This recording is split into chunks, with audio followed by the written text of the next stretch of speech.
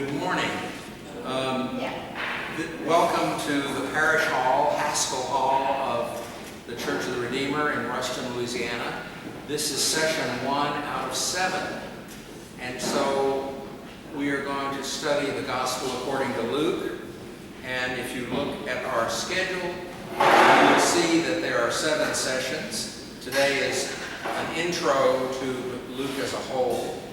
And then starting next Sunday, June 13th, you'll see that we will start in Luke 1:1 through Luke 4:13, and then we have another one on June 20th, and then on June 27th and July 11th, we'll have the travel narrative of Luke. And we'll tell you in a few minutes more about the travel narrative of Luke. And then Jesus gets to Jerusalem in about 1928. Chapter 19, verse 28. And then you have, starting in Luke 22, you have the Passion narrative. Passion means Jesus' suffering and death. And then you have the resurrection stories that are in chapter 24 of Luke. So that will be a lot of work. By the way, as I noted in our newsletter, the Gospel according to Luke is the longest, it has the longest text in Greek of any other book in the New Testament. It's longer than any other book. Luke, I think Matthew is next, and then Acts. So it's important that you realize that it's a long book, and you can find that out by looking at some of the chapters and looking at some of the chapters and the number of verses in some of the chapters. They're very long. By the way, the chapter divisions didn't exist until about the 12th century. A fellow named Stephen Langton put in chapter divisions. He also had another job. He was the Archbishop of Canterbury. And then the verse numbers didn't exist until a fellow named Robert Etienne, whose Latin name was Robertus Stephanus. He lived out in the provinces in France, and his printer was in Paris. And some people, we used to tell our graduate students that the reason the verse numbers jump around so much in the Greek New Testament is because Robert Etienne put the verse numbers in while he was on horseback. That's not really true, but it might be, because the verse numbers really don't always make sense. And again, they didn't really exist until about the 16th or 17th century. Erasmus's Greek New Testament in the 16th century had no verse numbers. We will look today at Raymond Brown's intro to the New Testament, just very briefly. This is sort of the great intro to the New Testament that in the 70s and 80s and early 90s we wanted a really great intro to the New Testament, and we did not have one.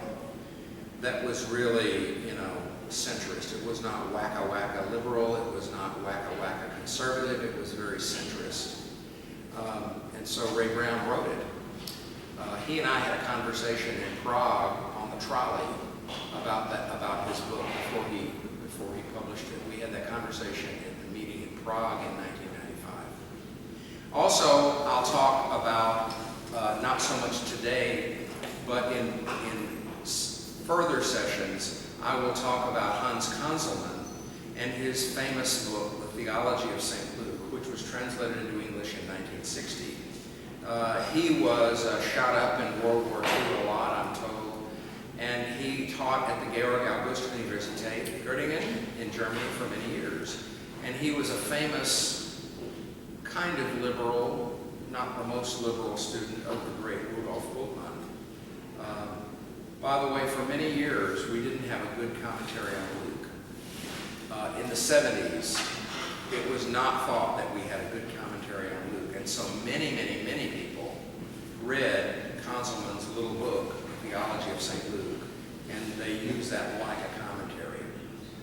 So that became the most important monograph on Luke, and I think it still is. Most importantly, in later sessions, we will look at Lucan texts in comparison with those same texts in Matthew and Mark. And you can see that the title of the Gospels is the Gospel according to Matthew, or the Gospel according to Luke. That's why I don't prefer to. That's why I prefer what this prayer book says. When you announce the Gospel, you say, "The Holy Gospel of our Lord Jesus Christ, according to Luke." And so the Gospel according to whomever, that is the very, very, very traditional title of the Gospels.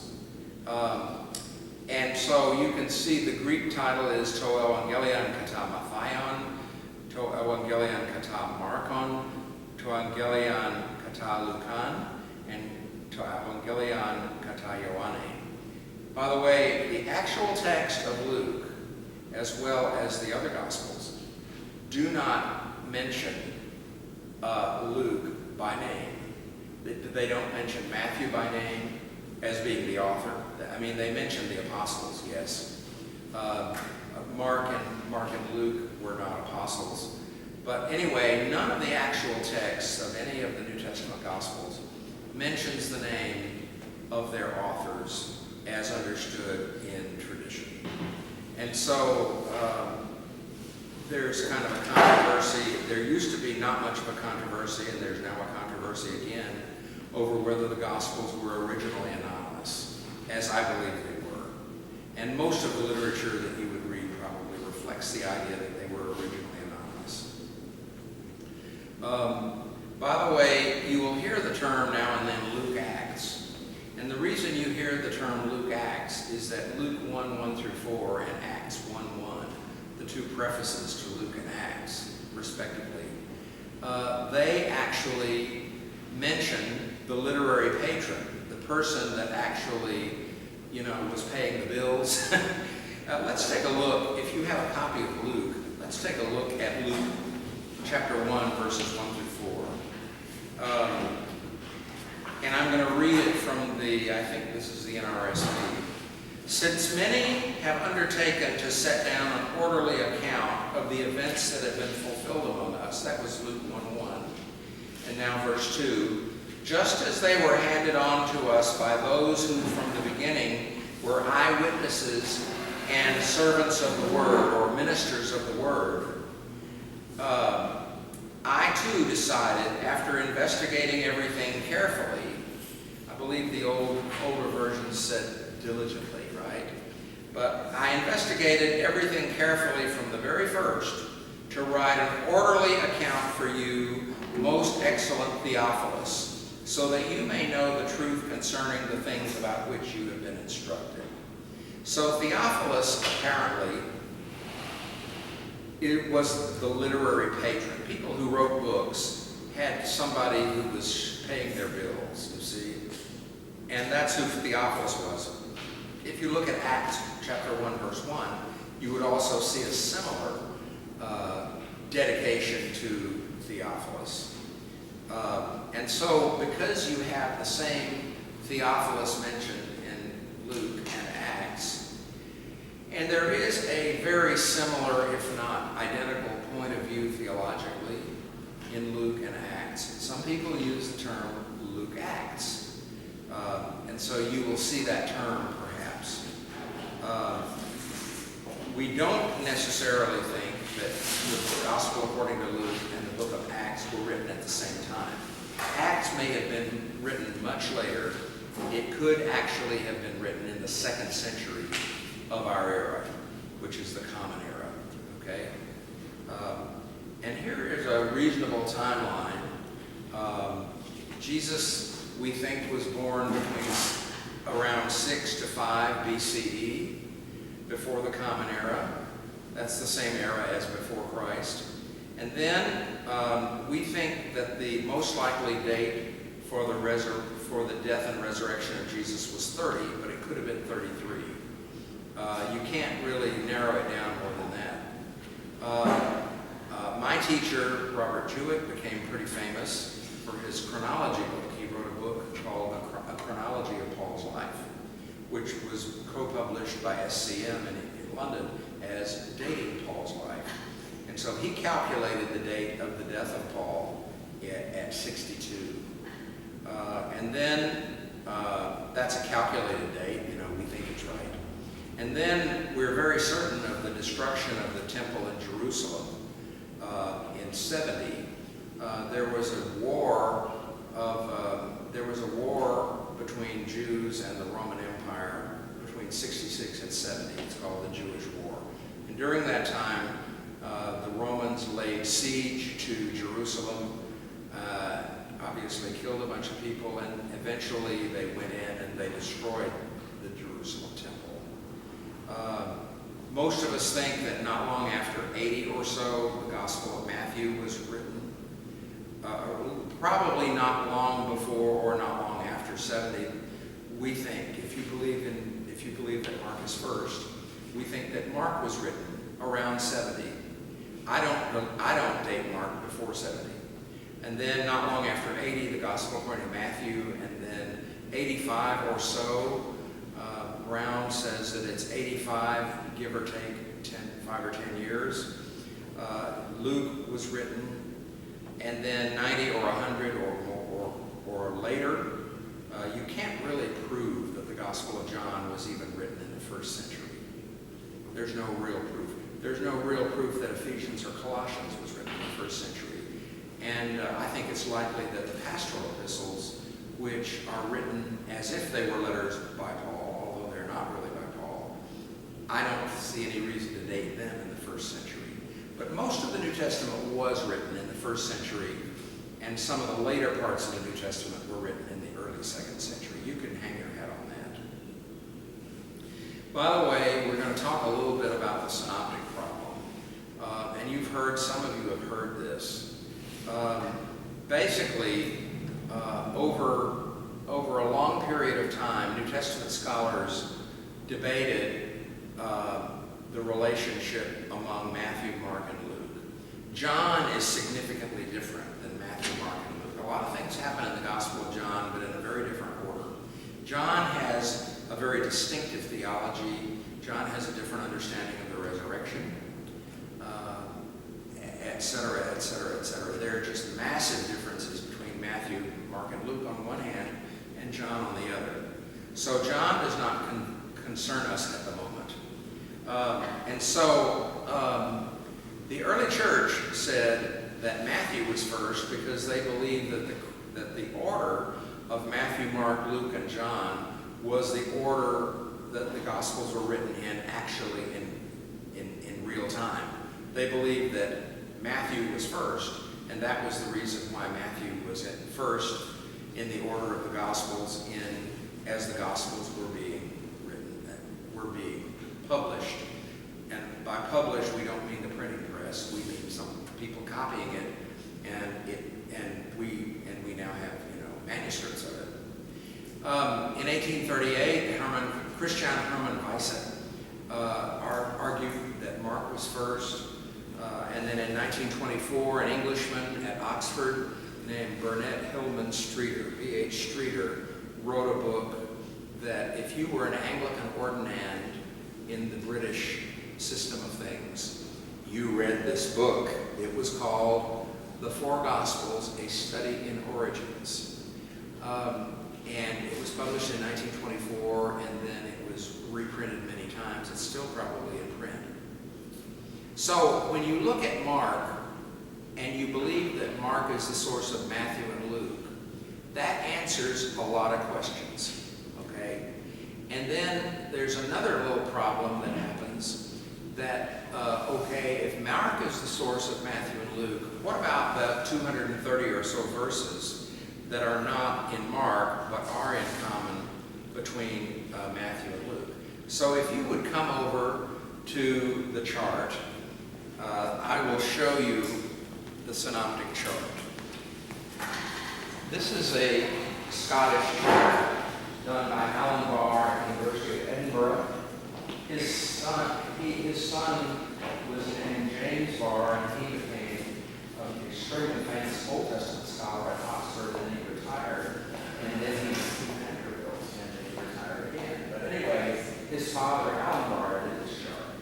Now, the way the chart is organized is 32 verses is vertically, 32 verses is 1 inch vertically, okay? So you can see that B, column B, is Mark, and you can see the verses in Mark which are not also in Matthew and Luke. In other words, they're in Mark alone, are in green, okay? There's only about 30 of them, okay? Now, the verses in Mark that are in Mark and at least one other are in pink. So you can see that Mark, it's very plausible that Mark is the source of Matthew and Luke. This is Matthew, column A is Matthew. And you can see where you have the pink lines between Mark and Matthew. That means that the marking material that's in Mark is also in Matthew, and it's in Matthew in the same order as it is in Mark. That's what the pink lines mean. Where you have black lines for, black lines, that means it's not in the Mark order, okay? You can see that this is Luke here, and of course this is Matthew also, just as it is in column A, but it's easier to compare Matthew and Luke over here, these two.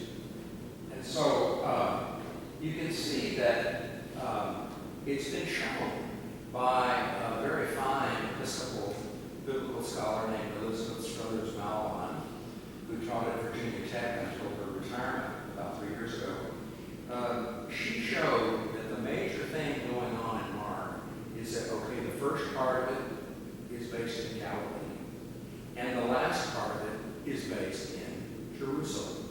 And so the spatial imagery, or the spatial location of what goes on in Mark is significant to Mark, okay? And so she wrote, I think it was called Narrative Space and Mythical Meaning in Mark. A fine book. Then what happens is you can see that when marking material is taken up in Matthew, you can see that there is some significant slicing and dicing that takes place, okay? Some of us like to have big chunks of onion, and some of us like to have only little pieces of onion, right? Okay, so you can see that there's a lot of slicing and dicing here. In Luke, that is not how it is. In Luke, you have big chunks. The beginning of Luke, where you have the Annunciation to the Blessed Virgin Mary, and then Jesus is born. First, John the Baptist is born, Jesus is born, Jesus is circumcised in the temple. Jesus, as a little boy, goes to the temple and scares hell out of his parents and all that. The first 2 chapters of Luke are all from Luke. They don't have any marking parallels. And then you have a bunch of Galilee material from Mark here in the latter part of chapter 4 and chapter 5 and the beginning of chapter 6. But then here, from here on, where you have the blue or the yellow and blue stripes, the yellow is stuff that's only in Luke. And the blue is the material that's common to Matthew and Luke, but not in Mark. By the way, we call that material Q. Okay, that's Q. Look here. You have marked material here in a big block. But right here, you have a material, what's called a little omission, where there's no marking material that's taken up in Luke. And in the travel narrative, from 951 to about 1827, you have virtually no marking material here. And it's called a big omission, or we usually call it the travel narrative. Jesus is walking to Jerusalem with his disciples, and apparently the writer of Luke is inserting much teaching material where Jesus teaches as he goes along. Okay? That's what we mean by the travel narrative. Where he goes is not too interesting. The important thing is the teaching material that is in 951 to about 1827. So we call that the travel narrative. So actually, what Elizabeth Struthers Malawan showed is that you had two big chunks of Mark, right? The Galilee chunk and the Jerusalem chunk. Now you have three big chunks in Luke, actually four, actually five.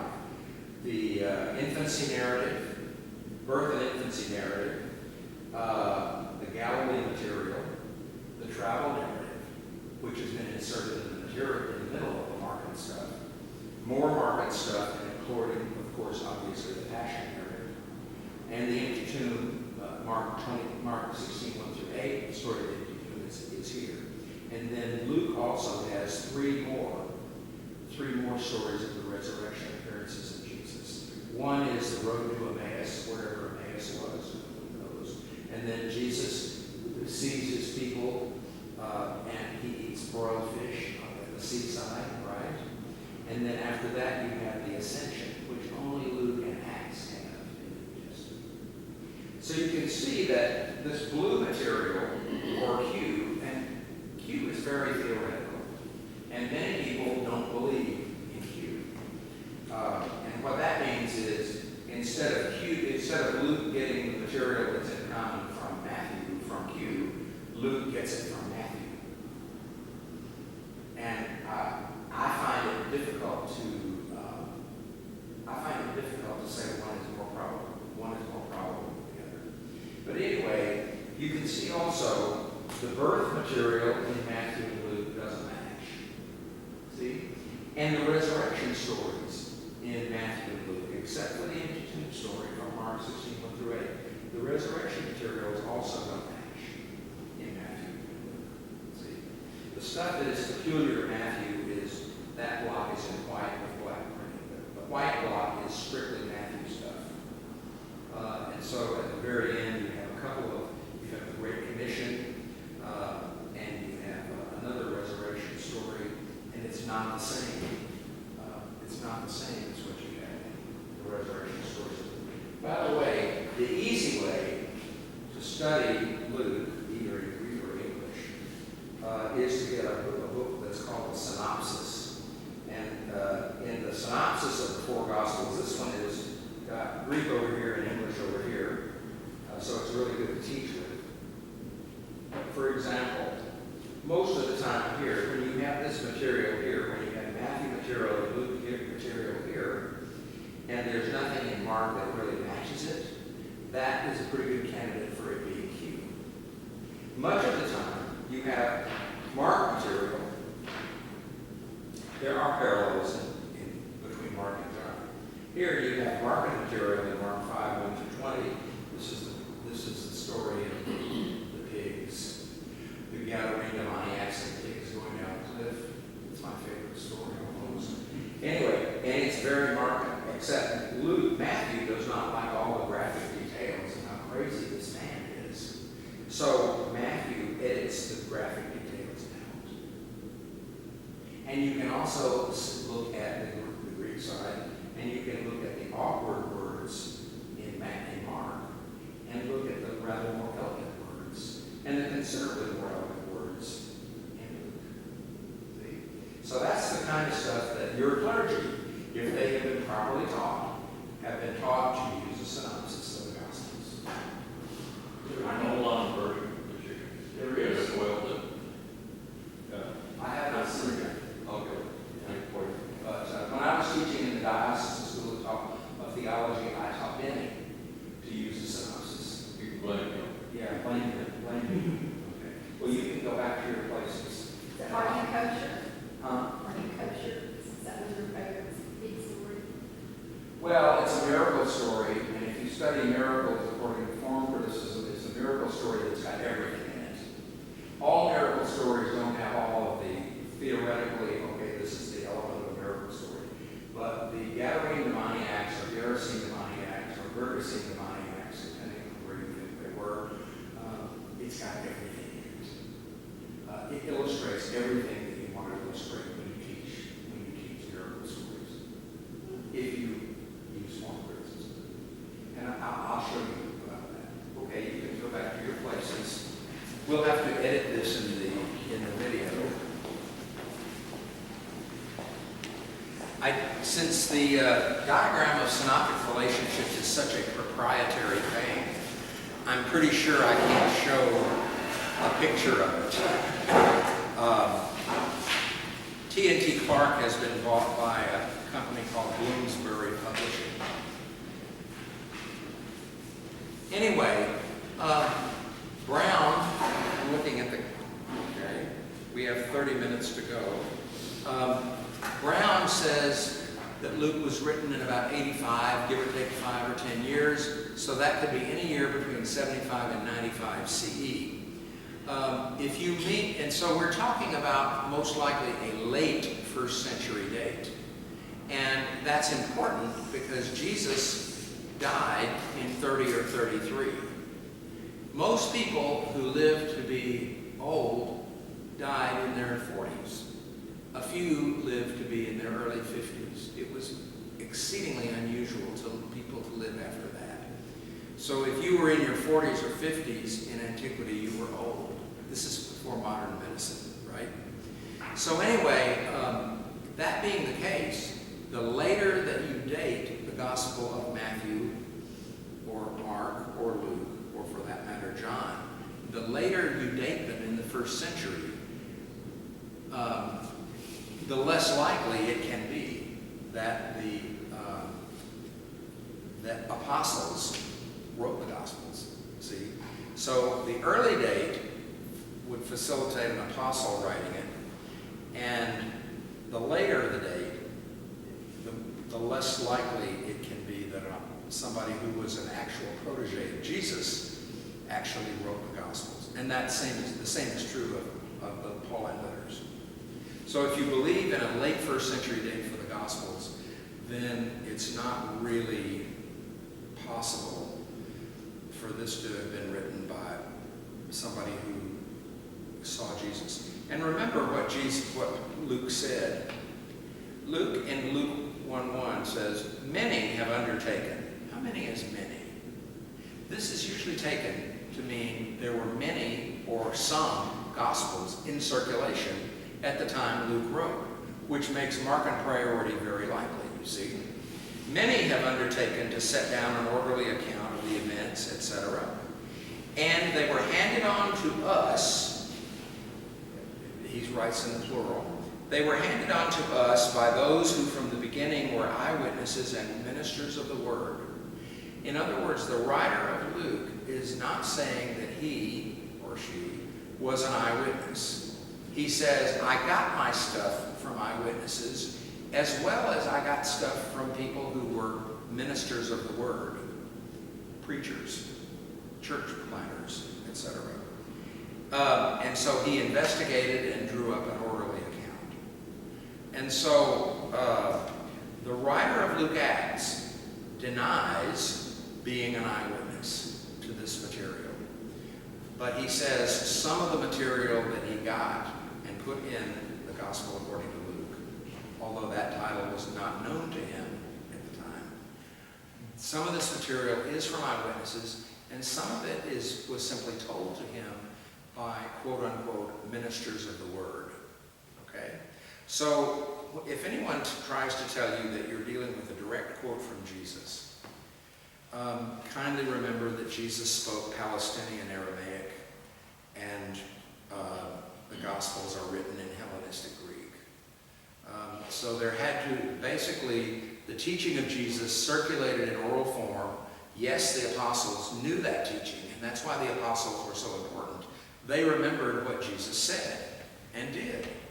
And so a lot of what they said and what they taught made it into the Gospels. But at some point, the people, and they spoke Aramaic. And then at some point, it made the jump into Greek. It hasn't made the jump into Greek necessarily by the time Paul writes his letters in the 50s. And Paul doesn't seem to know much, if anything, about the teaching of Jesus. For Paul, Jesus is important because of his death and resurrection and because he's the Son of God. But as far as the actual teaching of Jesus, Paul doesn't seem to know about it. And that may be one of the critiques of Paul by his opponents. because Paul in 2 Corinthians 5:16 says, he says, if we knew Jesus according to the flesh at one time, we know him that way no longer. As if to say what Jesus said during his earthly life doesn't necessarily matter, because what's happening now is we are doing the teaching that is given to us by the Holy Spirit. So one of the critiques of Paul apparently was that Paul did not have access to or didn't know anything about a collection of the sayings of Jesus. So that's one of the places in the New Testament where we have more shadow than we have light.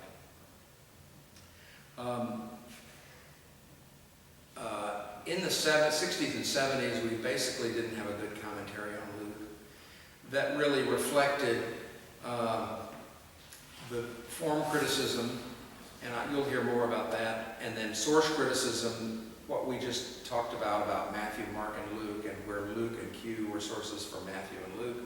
That is source criticism, and then redaction criticism is where you have, for our purposes in Luke, you have Lucan material, and you can see the source of it in Mark.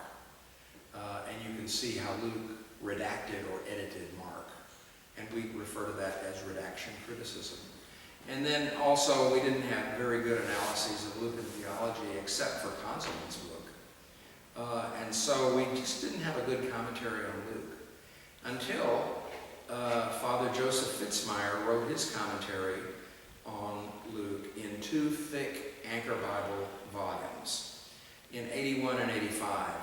A Jesuit priest, he was a New Testament student of the most famous Old Testament scholar in the world, William Foxwell Albright at Johns Hopkins, along with Raymond Brown, by the way.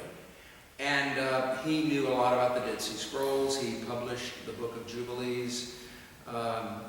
And he was very well known as an expert on Semitic languages. He would have learned that from Albright. He knew a great deal about the Dead Sea Scrolls, and he, rather later, was an expert on Pauline theology, and wrote a book on it. And he was very widely considered a scholar's scholar. And so his commentary on Luke in 2 volumes is the commentary that blew the others out of the water. Okay? He was elected president of the Society of Biblical Literature, which is the second oldest scholarly organization in the United States. He was elected president of Studiorum Novi Testamenti Societas, which is the international elite New Testament group where you normally have to publish 2 books and you have to be voted into membership. He was president of the Catholic Biblical Association, and he was also elected as general editor of the Journal of Biblical Literature. All of those are elected positions, elected by other scholars. That gives you an idea of the profound respect that Fitzmyer has been held in. He was also appointed by 1 or 2 popes to the Pontifical Biblical Commission. Before Fitzmyer's commentary came out in the 80s, Hans Conselmann's book, The Theology of St. Luke, opened the door to redaction criticism. And we'll talk more about that. In redaction criticism for Luke, we want to look at the emphases in the way that Luke edits Mark. We're taking it as given that Mark is the main skeleton source of Luke. And then when we can look at the material in Mark and then look at it in Luke, we can say, aha, it looks like Luke has edited this. Okay, and when we do that, that gives us an idea of Luke's point of view. See, we're interested in the Lucan point of view. We're not just interested in Jesus. We're interested in Mark's point of view, and we're really interested when we study Luke in Luke's point of view. Okay? One of the things that Conselmann showed before it was translated into English, it was Die Zeit, the middle of time, and he argued successfully that Luke Acts accomplished a periodization of history. Namely, the life of Jesus was the central epoch of all history. The period of the Old Testament and Judaism was the preparation for Jesus. And then Jesus came along, and his was this middle of time. See? His was the pivot, the hinge on which everything else turned. And then after Jesus was resurrected and ascended into heaven, then, 10 days later, Jesus sent the Holy Spirit to the church in the day of Pentecost, you see.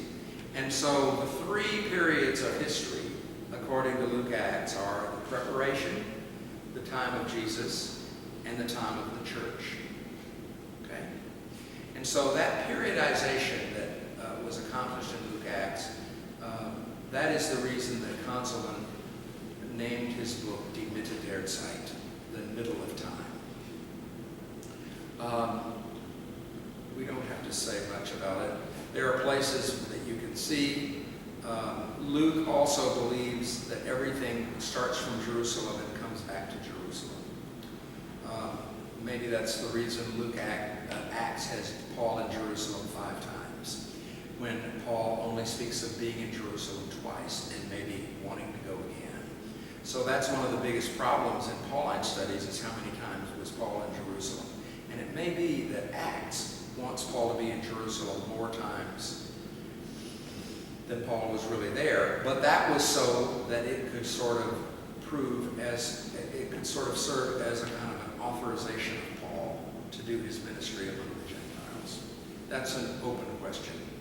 According to Luke, the law and the prophets wrote about Jesus. You're aware that Jews don't use the term Old Testament. They use the term the law, the prophets, and the writings. The law is the first 5 books of the Bible, and then the prophets is Joshua, Judges, Samuel, and Kings are the former prophets, and then Isaiah, Jeremiah, Ezekiel, and the 12 are the latter prophets. And then the first book of the writings is, of course, the Psalms. By the way, in the second resurrection story in Luke, Jesus appears to the disciples, and he taught them, he opened their minds to understand the scriptures, and he taught them all the things in the law, the prophets, and the Psalms, which were concerning himself. See? So the writer of Luke Acts is aware of the law and the prophets, and at least the first book of the writings, the Psalms.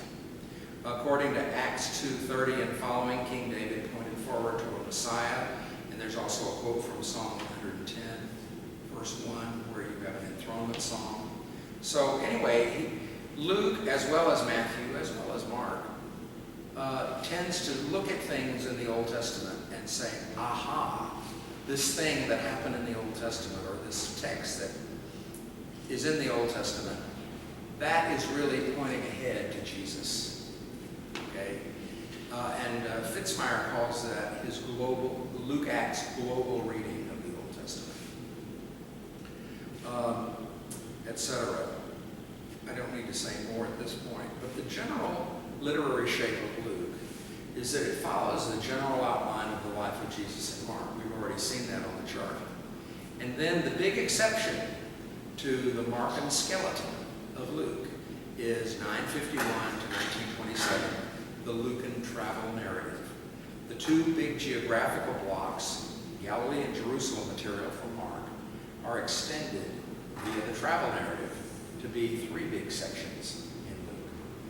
And of course, it is summarized in Luke 23:5, from Galilee where he began, even to this place in Jerusalem. I'll have to say more about that later. The death of Jesus is the decisive event within the historical continuum. And in Paul, the death of Jesus means discontinuity with what preceded it. But in Luke, the death of Jesus means continuity with what preceded it, because the death of Jesus is all a part of God's big plan. That was pointed out by a friend of mine whom I knew in Göttingen, Georg Strecker, who wrote, and it was published after his death, A Theology of the New Testament, which is excellent theology of the New Testament. And so the death of Jesus is the transitional event to the heavenly exaltation of Jesus. Okay? And then the preaching of the resurrection is the decisive theme of the post-Easter church. Remember when they need a new 12th apostle after Judas is dead? They need this new 12th apostle. Why? So that he has been somebody who has been and went in and out with the Lord Jesus and can be a witness with us to his resurrection. In other words, somebody who saw Jesus, the resurrected Jesus, and knows that the resurrected Jesus is the same as the pre-Easter Jesus, see? And so that's when Matthias was chosen. So the preaching of the resurrection of Jesus is the decisive theme of the post-Easter church. You find that in Acts, you find that in Luke. There are some parables of Lazarus and the rich man. Probably the two most famous parables are the parable of the prodigal son and the parable of the Good Samaritan. And they find themselves in the travel narrative. But the parable of the Lazarus and the rich man is most interesting. Lazarus, the poor man at the gate, has a name. The rich man does not have a name. And what happens is the Lazarus had a really terrible time. I mean, dogs came and licked his sores, and he had no money. He would have been glad to have scraps from anybody's table. So he was, starving to death and full of sores. It was pretty terrible, very terrible. And the rich man just didn't give a damn, okay? And so then they both die. Lazarus is carried by the angels and up to heaven, where he is at the right hand of Abraham. He's in the bosom of Abraham. He's right next to Abraham in heaven. And the rich man goes to hell and is burning. Okay? And finally, the rich man sees Abraham afar off and says, well, by the way, would you kindly send Lazarus to come and dip his finger in water and cool my tongue? And Abraham says, sorry, we can't do that. And then he says, would you send somebody back from the dead? Because I've got 5 brothers, so that they do not come into this place of torment like I have. And Abraham, who is very, very famous in the Torah, right? Abraham says to the rich man, they have Moses and the prophets. They've got the law and the prophets. Let them listen to them. They have all the information they needed to act in a good way. They've got Moshe and the prophets. And the rich man says, oh no, Father Abraham, if somebody came back from the dead, they would listen to them. And Abraham says, if they don't listen to Moses and the prophets, they would not listen to anyone, even if they came back from the dead. Okay? The one who came back from the dead happens to be Jesus, right? By the way, fundamentalists do not take this as a parable. They don't say this is not a parable. But most of us do think it is a parable. And in other words, there was not a real Lazarus or a real rich man in hell. But nonetheless, it's a very interesting thing about what is Luke saying about Judaism. Luke seems to be saying in this parable, if the Jews were actually acting according to Moses and the prophets, they'd be fine. And the reason why the Jews don't receive Jesus as the Messiah is that they do not listen to Moses and the prophets. That's an extremely serious, very serious indictment of Judaism by somebody who has a great deal of respect for Judaism. Why? It's the Jewish shepherds who were the first worshipers of Jesus. And all the time, Luke is quoting the Hebrew Bible, in Greek, of course. So he's quoting the Old Testament. So you cannot really say that Luke is saying stuff about Judaism that is not well founded. And so that's one of the paradoxes of reading Luke is the fact that the Old Testament is used as such a major source by Luke. And yet, Luke seems to be saying that what the Old Testament was really about was not only the gathering of the Jewish or the Hebrew Jewish community, but also bringing the salvation of God to everybody. In other words, the Goyim. And so that's one of the big important things about the interpretation of Luke Acts. Namely, somebody who has tremendous respect for Judaism and its literature, the Old Testament, but also insists that the message of Jesus was for everybody, not just for Jews. And of course, you see the same thing in Acts. Paul goes to the synagogue and preaches and frequently gets thrown out. See? And the people who listen to Paul in synagogues probably are not fellow Jews, but people who are the God-fearers, Gentiles who are sort of hangers-on at synagogues. So anyway, that's one of the important points of interpretation of Luke and Acts. Of course, we are all knowing about the parable of the prodigal son. By the way, at the end of the story, the older son, the older brother, is not reconciled with his younger brother. The older brother is the one who has kept Torah. He's kept the Father's commandments all the time. That means keeping Torah. The father in the story is God. Okay? The younger brother is welcomed into the banqueting hall with the wonderful, beautiful robe with a ring on his finger and shoes on his feet. Slaves don't wear shoes, but rich people and their kids wear shoes.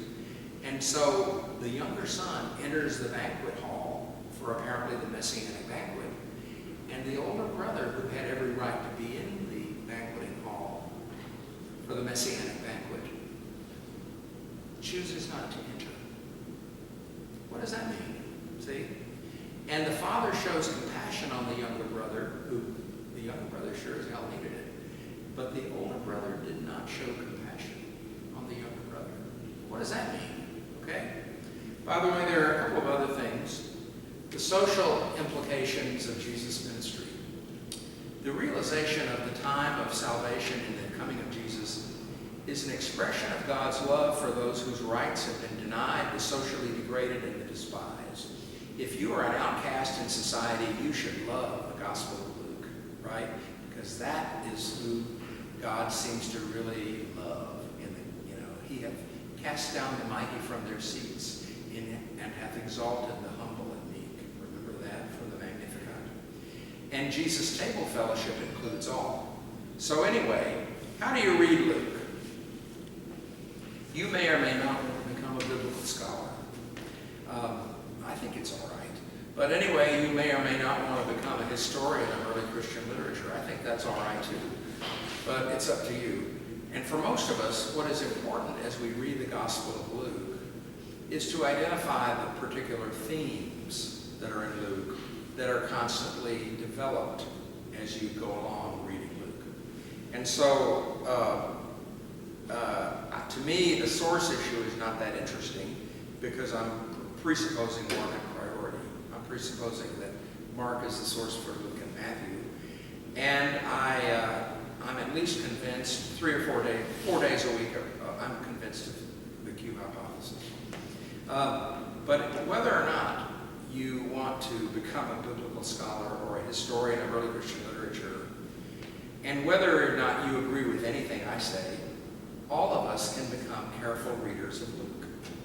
Everybody can become a careful reader of Luke, yes, even in English. You probably need to put your King James Version on the shelf. If it's got a leather cover, find some vegetable oil and anoint the cover with oil so that it doesn't fall apart, and then put it on the shelf, and then get an accurate translation. By the way, for next Sunday, we want you to read Luke 1:1 to 4:13. Especially read and reread and reread the first 4 verses. And then that's what our schedule looks like. Hey, I really have 5 minutes for questions. Questions first, and then comments, and then angry rebuttals. Yes. If you don't want us to read the King James Version, what version do you want us to read? I'd suggest that you read the Revised Standard Version, the RSV. or the version that you read, that you hear in church, is the New Revised Standard Version, which is a revision of the RSV, which is the revision of the RV, which is a revision of the King James Version. So the Episcopal Church has, we are the people that asked the RSV committee to kindly translate the Apocrypha. So the NRSV is what you hear in church. And there are some other good translations. One made strictly by conservative evangelicals is the New International Version, the NIV, with a good 2011 update. Then the Jerusalem Bible was a great translation, and it was now, in the 80s there was the New Jerusalem Bible, and now there is a revised New Jerusalem Bible, and that's a Roman Catholic translation. And it comes from the École Biblique in Jerusalem. The École Biblique et Archéologique Française, known as the French School in Jerusalem. That's where Jerome Murphy O'Connor and Roland DeVoe and that bunch of people taught for many years. And so Jerusalem is a major center of biblical study by Roman Catholics and by Jews. Of course, the other place that's a major place is the Hebrew University in Jerusalem, where a major New Testament scholar is named Paul Frederickson. And then the eventual head of the international team of the Dead Sea Scrolls was Emmanuel Tobe, and I guess he still is. So Jerusalem is an important place. The other important places are Oxford, Cambridge, Durham, Sheffield in England, and most of the universities in Germany. In this country, a very important place for the study of the Gospels would be Emory and Duke. I would say also Yale and Harvard. I'm not sure what's happening in places like Claremont or other places, but there are some really good places where the Gospels are being studied. In the south side of Chicago, the University of Chicago, and also in Evanston and Northwestern, there are a lot of really big name people who study the Gospels. So it's very international. It used to be just the Germans and the Brits. And then it seemed like it was the Germans, the Brits, and the Americans. And now they're everywhere, including people from Nigeria, including people in the Caribbean, people I taught. So a lot of very interesting work in the Bible is being done, really all over the world. You talk about the international meeting. Well, one of the most international meetings of all is in late November, the Society of Biblical Literature annual meeting. And there will be people there from maybe 100 different countries. And then and that will be in San Antonio. That will be the weekend before Thanksgiving. So I'll be away that day. And then this summer, I think we're still online. We will have an SNTS meeting that was to be at the Catholic University of Leuven, Belgium. And because of the virus, that's going to be a Zoom meeting. So, but pandemic or not, New Testament scholarship has certainly moved on. Okay, next week, Luke 4:14 through Luke 1:1 through 4:13, and we'll be good. Thank you very much.